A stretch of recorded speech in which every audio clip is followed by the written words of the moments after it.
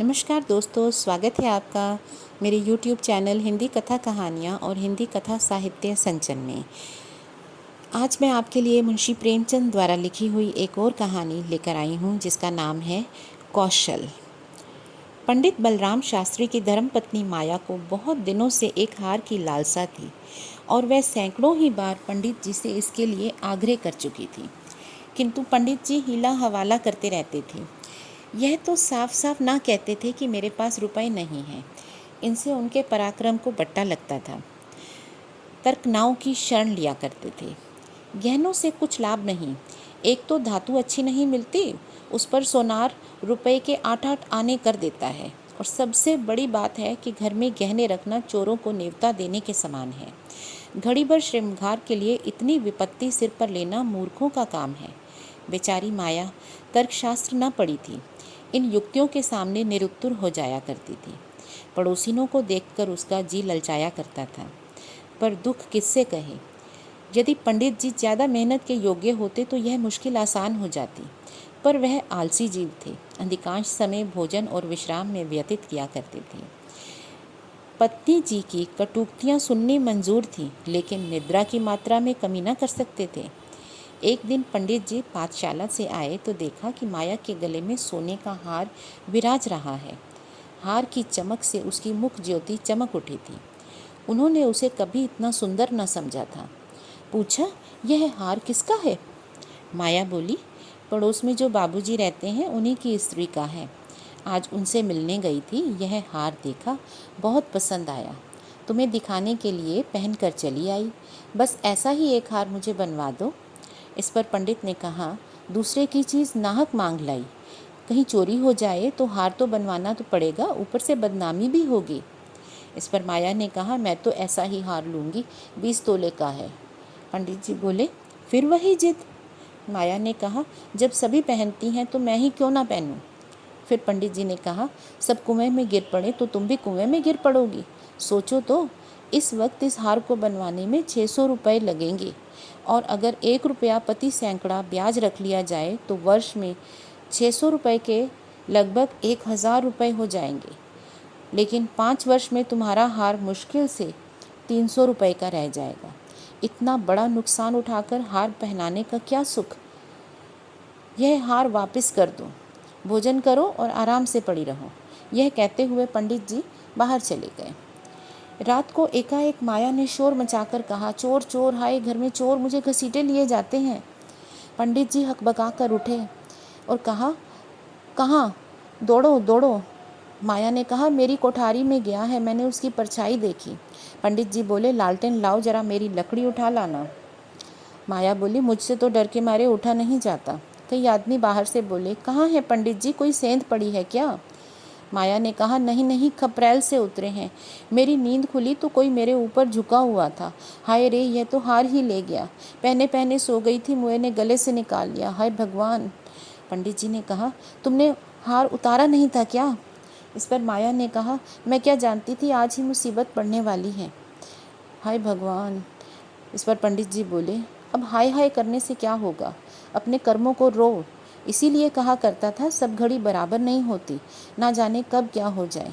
अब आई बात मेरी समझ में। देखो, कुछ और तनवा ले गया हो। पड़ोसी लालटेन लेकर आ पहुँचे।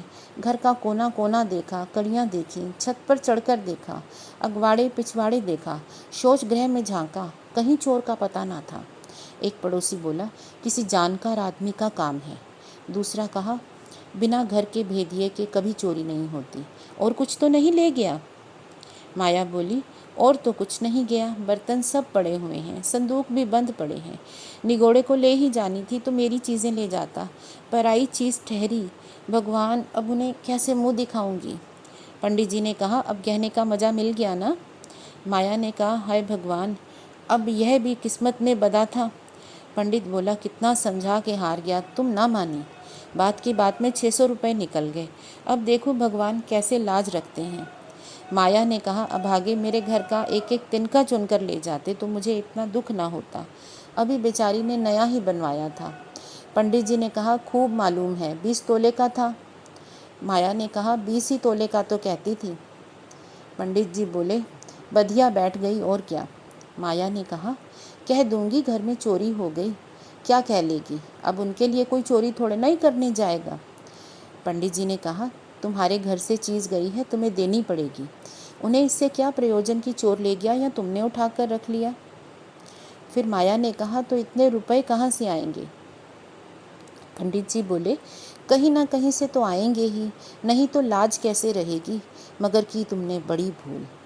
माया ने कहा, भगवान से मेरी मांगी की चीज़ बिना देखी गई, मुझे काल ने घेरा था, नहीं तो इस घड़ी भर में गले में डाल लेने से ऐसा कौन सा बड़ा सुख मिल गया, मैं हूँ ही अभागिनी।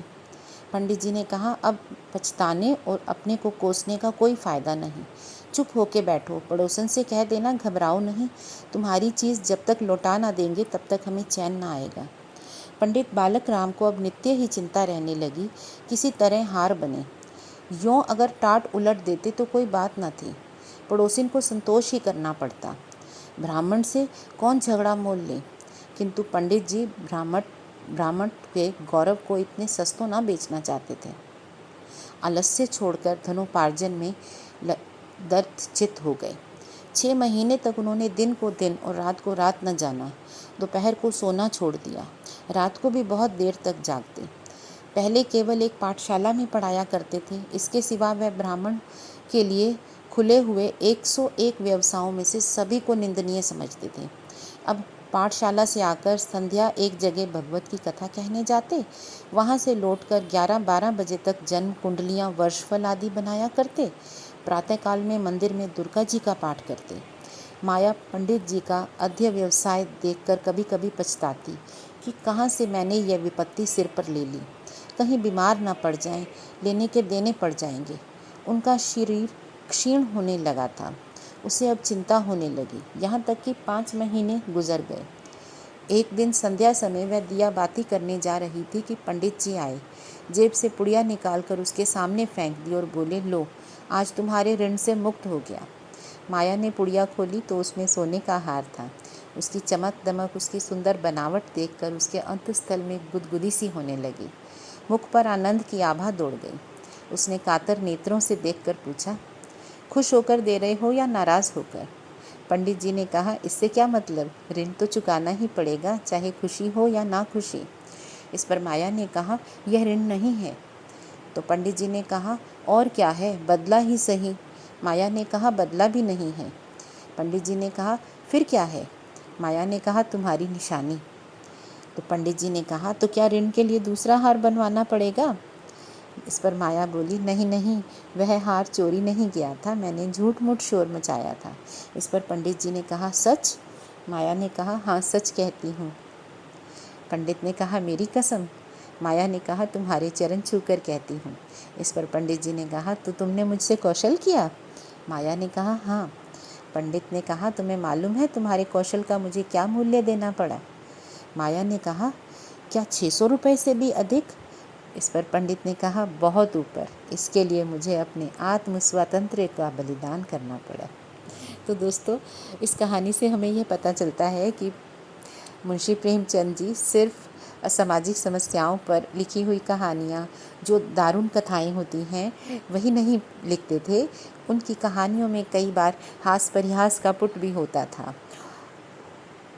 यह शायद सही भी है, क्योंकि इंसान का मन हास परिहास भी चाहता है और समाज के प्रति और समाज में होने वाली वेदनाओं को समझना भी चाहता है। अगर हम सिर्फ एक ही तरफ की कहानियाँ लिखेंगे तो शायद उसमें सबको रस ना आए, लेकिन जब हम हर रस की कहानी अपने पाठकों को देंगे तो उसी में ही लेखक का कह सकते हैं कि जो पूरा कुशलता है वो झलकती है। हालांकि मैं इस लायक नहीं हूँ कि मैं मुंशी प्रेमचंद जी की कुशलता के बारे में कुछ कहूँ। हम सब जानते हैं कि उनको हिंदी सम्राट के नाम से भी जाना जाता है। उन्होंने अपने जीवन काल में कई कहानियाँ और नावल लिखे हैं और मेरी ये चेष्टा रहेगी कि मैं सब तरह की कहानियाँ और नावल्स आपके सामने पेश करूं। और मैं फिर से एक बार कहती हूं, कई बार बोलते हुए मेरे से कुछ अक्षर गलत पढ़े जाते हैं, तो आप मुझे उसके लिए क्षमा करें और मैं अपनी तरफ से पूरी कोशिश करती हूं कि मैं सही कहानी पढूं। धन्यवाद।